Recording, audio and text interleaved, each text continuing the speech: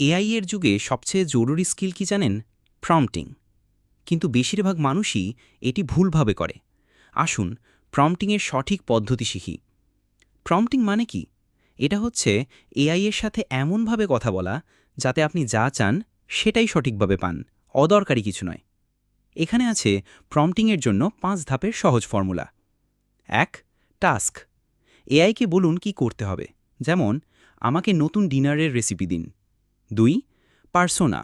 এআইকে বলুন কার মতো ভাবতে হবে। মিশেলিন স্টার শেফ হলে রেসিপি হবে অনেক ভালো। ৩. কনটেক্সট। যত বেশি ডিটেল দেবেন তত ভালো রেজাল্ট পাবেন।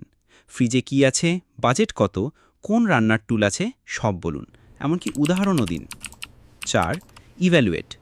প্রথম রেজাল্ট পছন্দ না হলে প্রম্পট পরিবর্তন করুন, আরও পরিষ্কারভাবে বলুন। ৫. আইটারেট। ছোটখাটো পরিবর্তন করতে থাকুন যতক্ষণ না পারফেক্ট রেজাল্ট পাচ্ছেন।